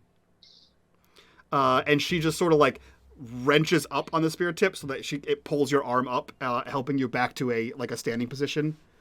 And she says, that is not the words I wish to hear from someone that I have trained. If you are unworthy of protection or unworthy of being saved, that reflects on the fact that what I taught you was unworthy of being taught to someone of your lack of caliber. So by saying that you are not worthy of protection, you are calling your teacher inadequate and a bad judge of character. So if not for yourself, then for me. You are worthy of protection. Is that understood? Yes, sir. Get some rest. And she glances to Antares and turns and heads back towards the front of the caravan. Mina, do you climb in the back of the caravan? Yeah, Mina will swing up into the back of the caravan. Okay. Corex, you see this all happen. You see him swing up there. Antares, you saw that exchange. At least you saw them talking, but you saw the last bit where he gets knocked in his ass and has a stern talking to, because the caravan kept going as she was stopped there. So eventually you kind of came to pace with them, and he kind of scrambled back by you to get inside. Do you say anything to anyone? She probably would have slowed and just casually watching them, but as soon as she makes the move to take him down, again, she would reach for her weapon, not draw it or anything, but it's like she's in that constant state of having her hand on the hilt. Okay. And she would flex her hand and just be waiting, and she would actually slow down, so she's not going to be too close, but she's yeah, she probably maybe gets within 5 feet by the end of it, and glances at Mina as he walks by, and then her eyes move to the captain, but I don't think she's gonna say anything.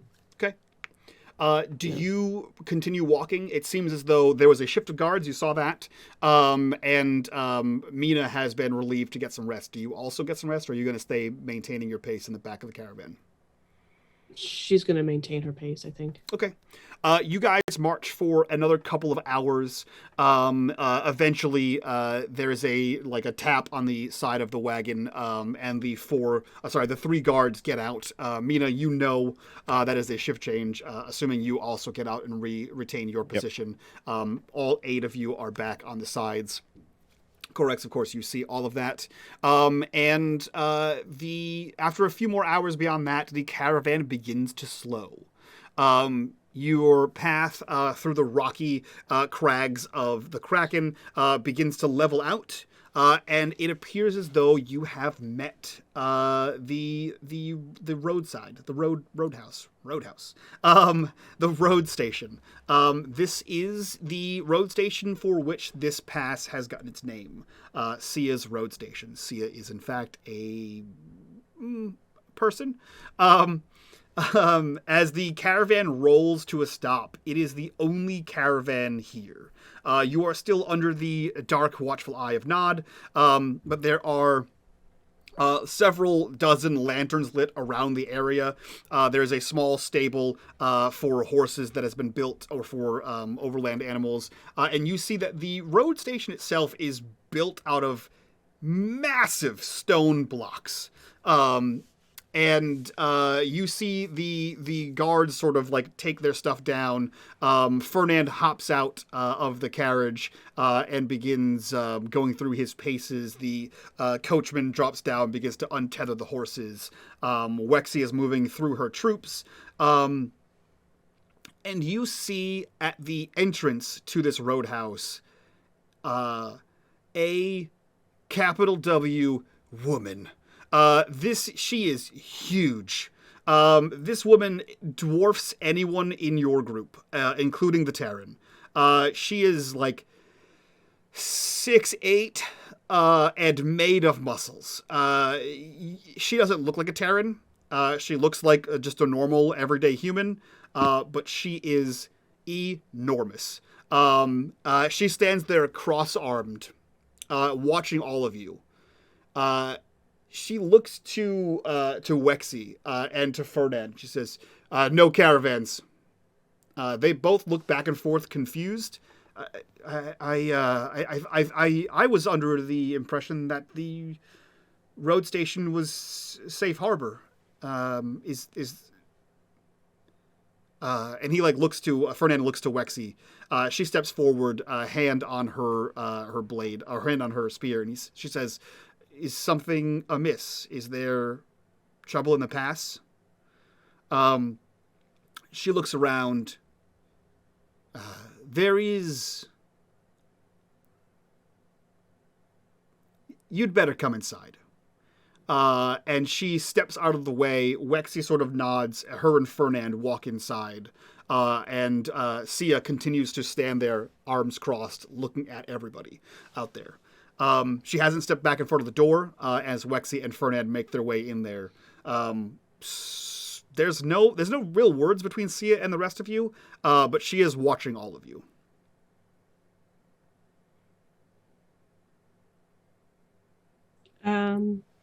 So was the intention to actually stay here? Yeah, it seems as though that's what it was. Okay. All the guards seem to be taking things down to at least bunk for the remainder of the night. As the other guards are kind of taking down, as she walks up from the back and she addresses the group of them, saying, "Maybe hold off taking things down for now." Yeah, as soon as Wexy was called inside, they all sort of stop and they've all kind of gathered together. Okay. What are the she's rest? Okay. She'll just walk back up to the front where Sethany's carriage is. Mm-hmm. And just wait there. Okay. What are the rest of you doing? Seydlitz jumps down from the coach and kind of meets in Terry's as she walks up. What's going on? Bates me. We'll probably figure out here in a few minutes.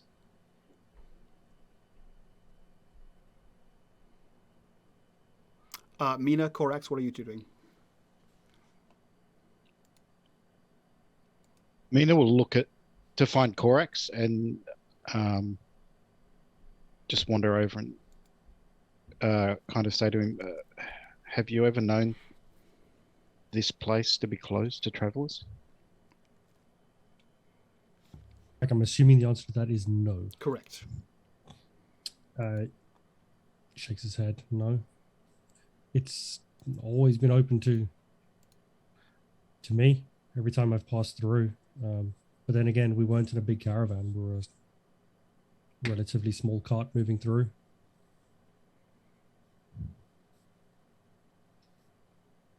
Does Sia seem to be watching anyone in particular, or just standing there grumpily?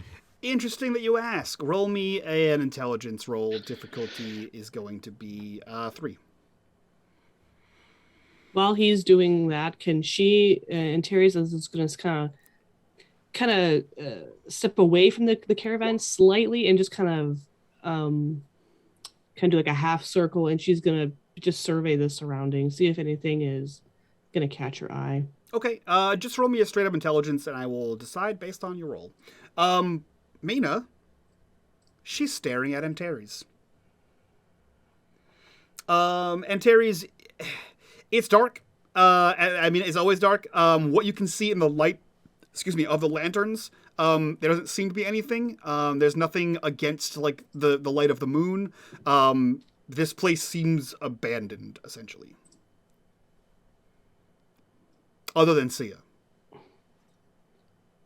I imagine there's like she's making that wide arc, and then as she stops to kind of regard the surroundings, she glances back like in between the caravans, and she looks and like meets the gaze of Sia.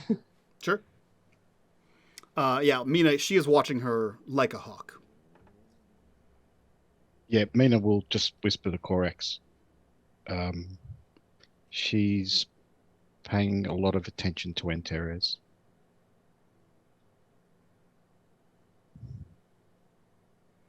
Old acquaintance?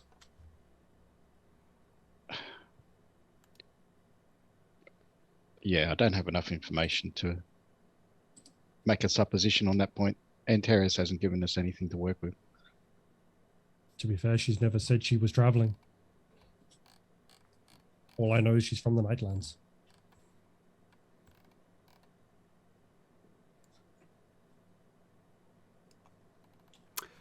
Antares, I assume you rejoined the group of people, the caravan. Yeah, she's like stuffed, and she kind of meets Sia's gaze from like across the way, Mm-hmm. and like her eyes kind of narrow, and she's not like in a menacing way or anything like that, but almost like a confused way. Like she's never met Sia before, but I think she just holds her gaze for a few minutes, like kind of looking like a little. It's like a confused look, and then she'll just glance back and forth, and then slowly make her way back towards the train of cars. Arms still crossed, still following you, and Mina, you can still follow her gaze, is still locked on Antares. She pauses for a second, glances inside to Fernand and Wexy, and says, "You, little one, inside." Mina, there's no doubt in your mind she's pointing directly at Antares. Whether Antares acknowledges that or not, you're 100% sure that's who she referred to.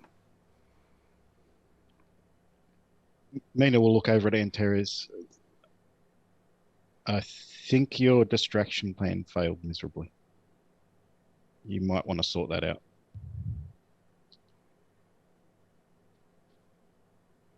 Her hand flexes on her sword, and she slowly walks forward towards her, and Mina could probably tell by the look on her face that she looks uncertain. Like she doesn't know what's going on. She, as you walk up to her, as imposing and brooding as she was from the up above you in the light, there is a certain like warmth to her. Like there's like the only way I can explain this is like, you know how like Santa always looks happy? There's like that in her eyes. Like her eyes have that level of warmth. The rest of her demeanor is very irritated. And she, as you approach like slowly, she just looks to you again and says, "Inside." And then she glances up towards the rest of you, Seydlitz, Mina, and Corax. There's a nod, and then she'll follow Antares inside. You get the sense that she's not going to stop you from coming in if you decide to. But she does follow Antares inside once she does. What do the rest of you do? Seydlitz gives a quizzical look at Mina. Is there more trouble afoot? Sure, it's not my fault this time. I'll go keep an eye on Stephanie and Arua and Dreschen if you want to go inside. I should go make sure my brother-in-law doesn't get into too much trouble. So yeah. Yeah, he seems a bit high-strung. He probably could use the support. Poor guy. Okay, so you head in as well. Korax, what about you? What are you doing? Korax looks to Mina as he shakes his head. Well, she can't be left alone. It's good that she at least told you. And he starts to walk towards the building. Okay. You head in. Mina, you are staying back with Stephanie and Dreshen? Correct. Okay. So as Korax and Seydlitz enter into the safety of this roadhouse, you see that Wexy and Fernand are sat at a table, and Terry's, I assume, stares with her mouth agape as Sia points to what is a bright, shiny indulgence that is on the bar, unrolled. It glows the same way that the one did in the village with the slavers. It has the mark of divinity on it, and the handwriting. Whoever saw it, the handwriting matches the handwriting of the last one you saw, and this one says, "Wanted, alive, 10,000 stars." And then it has a picture in artful rendition. And it says, Antares, daughter of the dragon. And that is where we end tonight's episode. Ba-da-ba-ba-da-ba. Oh, the cat's out of the bag now. That is the end of this episode. Hell yeah. Oh. So I think we have Mike, some things that's so to talk. sus. What? I think we have some things to talk about in our after show, friends. So if you out there watching are interested in this after show, seeing what these players' reactions is to that bomb drop, go get it over on our Patreon. It'll be up probably later today, if not sometime this weekend. So go check that out by clicking on that Patreon link down below. Join us over there at the $5 tier. Get all of the behind-the-scenes cool stuff that we do for all of our shows, and some other random things that we do over there. While you're down there, click on that Discord link and come join us in the Discord and be a part of the conversation and a part of the community. Let's go around, do our outros, get the hell out of here, and talk about this bombshell of an episode. We will start with who did we start with last time? We'll start with G. You know, I feel like you never deserve, start with me. I feel like you deserve to go first. Yeah. I'm G, Lightning Invoker on Twitch and in the Discord. That's where you'll find me. And you can follow me on Twitter at LightningsPaz09. Okay. And you'll find me everywhere on unMadeGaming. Perfect. Matt, who are you? Where can we find you on the internet? What are you up to? I'm D, or Matt, as people call me. You find me in Mike's Discord, usually around Twitch here in these games, and in the one-shots that are going to be happening next week. So tune in next Saturday for those. And you can basically get in touch with me through Discord if you feel like it. I'm usually around. Hell yeah. Snow, same questions. What are you up to? Where can we find you? And I think that's it. Normal Snow, you can find me in the Discord, and I am up to nothing. I am a good boy. Perfect. And last but not least, Chris, who are you? Where can we find you? What are you up to? You can only find me in the Discord. Nowhere else. That's the only place. I am in the Patreon one-shots next week, and we also have the Atari Twilight Twist of Fate with G and some other amazing people, Melissa, who's in chat and stuff. But that's it. Those are the only places. Discord. Hell, If you're not in the Discord, join. That's true. Yeah, get in there, man. Cool. We're going to get out of here. We're going to do our after show. We're going to talk about all the crazy shit that just went down this episode. So that's going to be it from us. So from all of us to you guys, we'll see you next time. Bye-bye.